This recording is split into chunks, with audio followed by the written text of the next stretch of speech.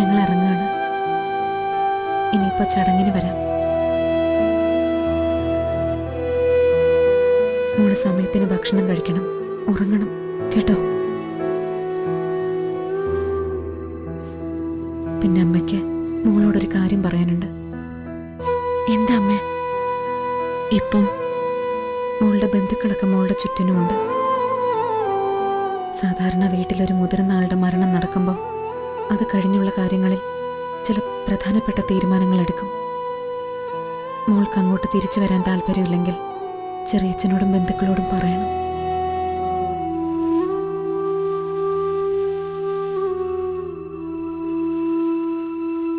എനിക്കിതൊരിക്കലും നിന്നോട് പറയേണ്ടി വരുമെന്ന് ഞാൻ കരുതിയിട്ടില്ല.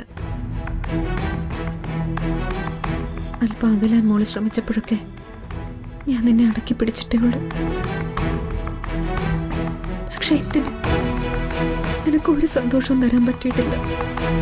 എന്റെ അച്ഛന് ഒരു സമാധാനവും കൊടുക്കാൻ പറ്റിയിട്ടില്ല.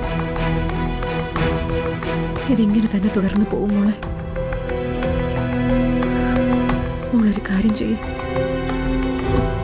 ഡിവോഴ്സ് വേണമെങ്കിൽ അതിന് ശ്രമിച്ചോളൂ.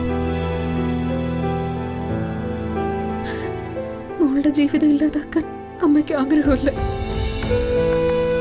അമ്മ എന്നെ ഇവിടെ ഉപേക്ഷിച്ചിട്ട് പോവാണോ?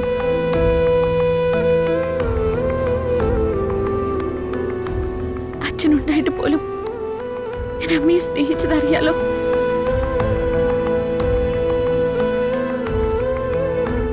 ഇപ്പൊ ഈ ലോകത്ത് എന്റെ എന്ന് പറയാൻ എനിക്ക് അമ്മ മാത്രമേ ഉള്ളൂ. അമ്മ എന്നെ വേണ്ടെന്ന് വെക്കാണോ അമ്മ?